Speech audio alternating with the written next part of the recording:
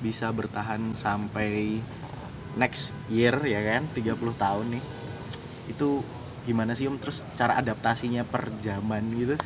Teman-teman dari Power Slave itu adaptasinya seperti apa sih dengan menyesuaikan dengan teknologi terutama ya, dengan perkembangan zaman yang semakin cepat itu, kayak gimana Ya, bisa kalau sampai bertahan sampai sekarang? itu tadi yang pernah saya utarakan sebelumnya, kita nggak menutup mata ada teknologi. Apalagi sekarang yang milenial yang mungkin nggak cuman per jam, per detik bisa berubah gitu loh. Saya nggak menutup itu, saya tetap belajar kayak tadi, harus nyusun skripsi segala macam. Nah, kalau saya tetap belajar untuk mendalami teknologi, tapi saya tidak mau jadi budak teknologi. Oke. Gitu aja yang penting kalau saya. Teknologi sebagai piranti perantara gitu ya Om, Karena kalau kita nggak ngerti teknologi, orang ngerti IG-an, orang ngerti apa Nggak pakai keluar ya Om ya. sosial media gitu iya, ya. sosmed nggak ngerti ya, tetap aja kita nggak bisa ngikutin perkembangan milenial seperti sekarang ini. Kayak seperti yang dilakukan adik-adik ini ya, Oh, iya. podcast seperti ini kan. Sebenarnya kita juga tadinya bingung podcast apaan sih gitu. Saya tadi sempat nanya sama Mas Cahyo tadi. Heeh. Jadi podcast sih apa toh, Mas?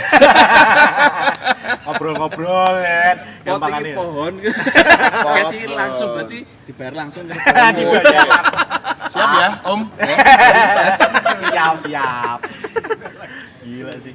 Oh iya. Jadi gitu maksudnya tetaplah kita tetap ngikutin. Kebetulan kita juga punya anak-anak ya, seperti anak saya yang notabene secara selera musik, selera apapun dia ngomong estetik gitu loh kan. Anak saya suka ngomong gitu. Ya, itu tuh estetik tuh apaan sih gitu loh. Estetik menurut dia sama kita tuh beda. Beda gitu loh. Oh, jadi tapi tetap kita harus masuk ke dalam dunianya anak sekarang seperti itu. Dan itu agak sedikit terbukti ketika kita merilis 100% rock and roll itu kan dirilis tahun 2010 atau 2010. Dan itu keluar di soundtrack itu kan 2016. Iya, sekitar. Iya kan? Berarti kan butuh waktu 6 tahun kan? Oh iya. Bisa masuk gitu. Bisa ya. masuk kan? Berarti kan kita berpikir mempunyai visi misi ke depan. Benar. Bahwa musik ini masih bisa diterima untuk 10 tahun bahkan 20 tahun ke depan seperti itu. Karena apa? Kita juga berpikir loh nanti kalau misalkan anak-anak ini akhirnya makanya lirik itu jadi 100% rock and roll yang belum pernah ada sebelumnya kan. Yes. Rock and roll itu lebar, nggak cuman luas. luas sih. Mungkin Mas Edi punya pandangan lain. Ya sama sih kalau masalah itu sama ya. Cuman kalau saya memang bukan orang teknologi ya. Saya itu benar-benar seniman yang manual ya, yang semuanya pakai karya tangan kayak gitulah, kriya lah ya. Sama Mas Wiwi berbeda. Tapi saya sangat percaya pada tim saya. Artinya apa? Tugas saya yang saya mampu aja gitu loh. Saya nggak mampu kok berkutat di apa yang Mas Wiwi ulik ya. Jadi saya apa? Yang paling kuat di saya apa? Seninya mungkin atau apalah, atau saya harus memperkuat karakter saya. Nah itu yang saya kejar. Mungkin dari sisi apa ya, kalau saya tuh cenderung tidak mengikuti perkembangan zaman ya mungkin ya Gitu kalau ya? saya. Saya ya dari dulu ya begini aja. Tapi YouTubean. Ya. YouTubean. Kan apa buat itu? referensi, Bos. Benar. Ya. Punya channel sendiri. Oh iya. Ada. Bos, Ada. Dan kita juga sudah subscribe. Udah dong. Iya, sama channelnya Power Slave juga punya ya kan. Ada. Salah satunya itu mengikuti perkembangan zamannya. Iya. Tapi nih Om, aku pengen tanya kepada Om Hedi. Om Hedi dulu ya Om ya. Oh, iya. Karena Om Hedi ini yang cukup membuat aku kayak cukup men, cukup. Cukup. Ya. Grogi Membuat tadi. aku- Dia grogi. Ya, Cukup jadi Oh nggak cukup. apa-apa, memang begitu. Contohnya coklat jadi coklat. Coklat. Oh iya bener ya. hitam ini aja bener ya. iteng. Bener. Jadi kenapa dulu Om Hedi sempat kayak aku pengen solois nih, kan pernah solois juga kan Om Hedi itu kan, dan bagaimana Om Hedi menyikapi pada akhirnya aku solois dan dengan Power Slave akan untuk sejalan terus gitu loh. Membagi. Santai loh, makan. Oh iya, Oh, sambil Mas. dicemil-cemil. Monggo, monggo. Kan kira ditawani ovan gue iki. Wah. Silakan Menggi. Ya. Menggi. Ayo, Menggi. Monggo. Iya, monggo. Jadi Saya jawab ya. iya, Iya. monggo. Solo itu adalah mensiasati kehidupan di Jakarta untuk saya supaya saya bisa bertahan hidup, itu aja. Sekali pada saat itu dengan Gilang Ramadan, habis itu enggak lagi. Karena saya sadar bahwa itu adalah setiap orang pasti mengalami salah jalan ya. Oh, oke. Itu mungkin langkah saya yang salah pada saat itu. Jadi saya harus akui bahwa saya salah dulu. Dan sekarang saya harus akui bahwa saya bukan seorang solis. Saya ini pemain bola. Sekarang logikanya bagaimana saya bisa melakukan sebuah solo karir gitu ya. Dimana saya tidak bisa main alat musik apapun, saya nggak bisa baca not balok, saya nggak bisa baca not angka, saya hanya punya rasa dan saya hanya bisa menulis lirik. Jadi saya sangat bergantung dengan pemain musik lainnya. Sebetulnya kalau mau dipaksakan solo sampai sekarang pun bisa. Saya bergantung gitu bisa. Kemarin ada sempat ditanya, kenapa nggak buat solo Om? Apa yang mau saya buat di Solo? Kalau hanya bergantung dari musisi lain ke musisi lain, ya lebih baik saya bergantung sama Mas Wiwi dong. Di Power Slave. Udah ketahuan itu rumah sendiri kan gitu. Kenapa nggak saya gedein aja yang ini? Ngapain saya harus cari solo, udah ketuaan gitu. Dan kalau mau ditanyakan lagi apakah Pak Solo dengan Power Slave itu sejalan? Sebetulnya enggak. Oh, beda ya berarti. Berbeda. Satu, line manajemennya, kedua, line warna musiknya nggak bisa sama. Gitu. Belum line jadwalnya pasti akan berbenturan. Kecuali misalnya kereta rock and roll dari mereka misalnya, ayo dong buatin Mas Dedi solo.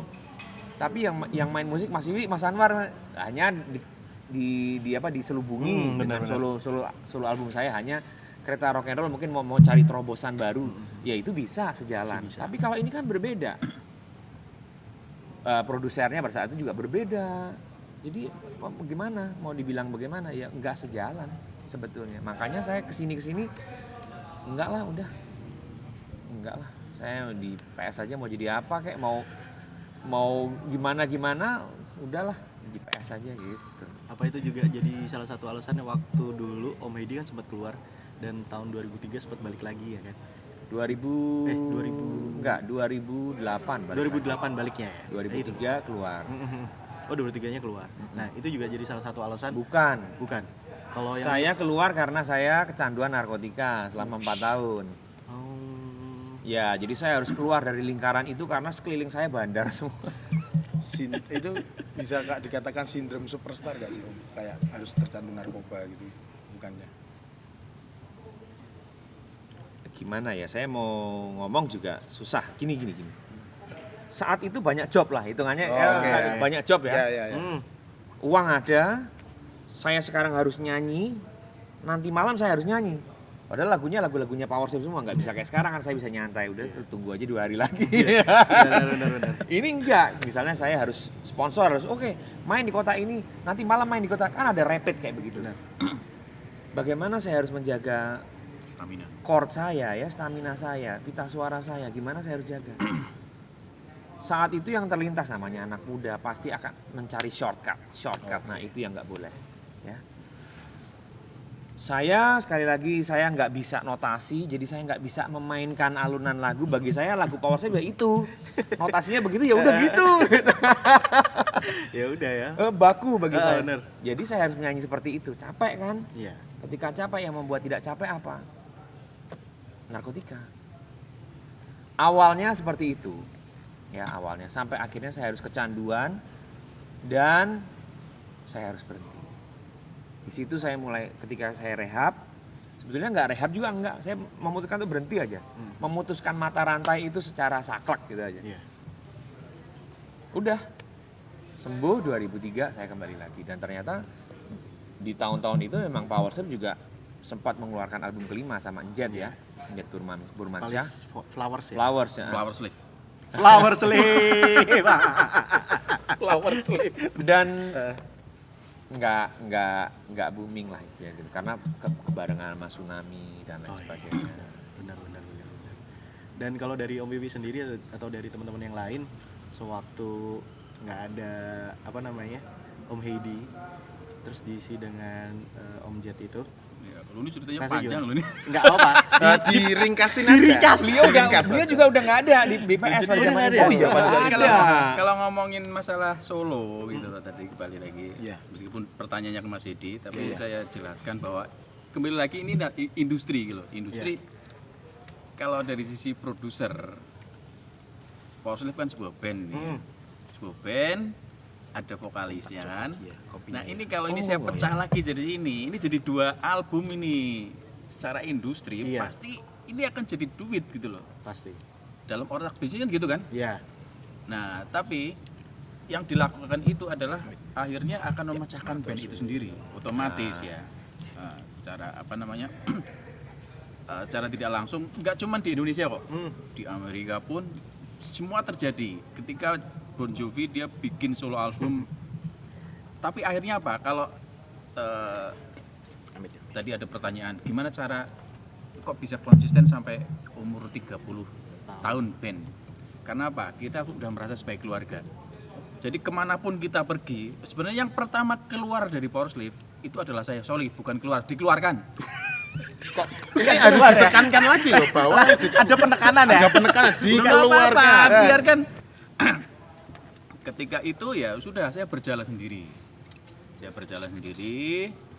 Saya akhirnya masuk ke dunia yang belum pernah saya masuki, adalah dunia film gitu. Sempat main film juga. Karena kita udah merasa sebagai keluarga gitu. Jadi berangkatnya bareng, bikinnya bareng. Meskipun secara teknis sekarang sedikit berbeda karena kita sudah berkeluarga ya. Tapi tetap untuk sebuah karya kita melakukan itu adalah sebuah persamaan. Jadi yang tadinya egonya ketika kita masih umur sekitar 20-an gitu. Iya. Egonya itu luar biasa itu. Wah, kalau istilahnya orang Jakarta tuh, ini kan punya gua gitu. Wekku itu. Kalau sekarang enggak. Sekarang kita this is Power Slave. Ini rumah kita gitu. Akhirnya kita butuh proses, kita baik lagi. Jadi di luar itu solonya masing-masing masih punya solo sendiri. Sekarang solonya saya adalah jualan kopi sama sinetron. Itu ceperannya Om berarti Om. Ceperan. Itu berarti Power Slave sempat gonta-ganti personil itu sudah berapa kali berarti? Pertama keluar tuh Om Randy, ganti Om Andre. Terus kedua udah album toh Om Wiwi, gantinya Om Edot. Bambang dulu dong, Bambang. Oh iya Kolen. Pertama Om Randy, ganti Om Andre. Terus Bambang keluar. Nggak ada pengganti ya, Andre doang. Ada berlima. 5 keluar album, Om Wiwi keluar album pertama. Gantinya Edot. Belum masuk Edot. Belum. Widi keluar dulu. Widi keluar. Gantinya Fafa masuk. Masih Papa, berempat. berempat. Habis itu Edot masuk. Oh iya, Edot masuk. Terus Edot masuk. Sini keluar satu-satu semuanya sampai keluar semua. Iya. tinggal Mas Anwar doang. Iya, akhirnya keluar semua ya. Tinggal Om Nah, itu, Anwar. tinggal Om Anwar toh. Kita keluar semua gitu. Lucu kan? Iya, gitu. bener. Maksudnya bikin band Bener. Ya Sampai kalau inget. sekarang masih mau gimana lagi? Kita mau apa? Kita udah tua, ngapain gitu. Solo udah punya masing-masing. Kalau bicara solo kan harusnya kan Iya. solo itu kan sesuatu yang kita ulik dengan bener-bener ini punya aku gitu. Lah aku nggak bisa musik, kok aku ngulik lagu gitu loh. Iya. Enggak lah. Aku pasti ngulik apa yang aku bisa. Yang aku bisa apa? Aku ijazahku ya seni rupa. Ya udah itu, berarti aku solo gua apa? Gambar bener Om Wiwi tadi dari dulu.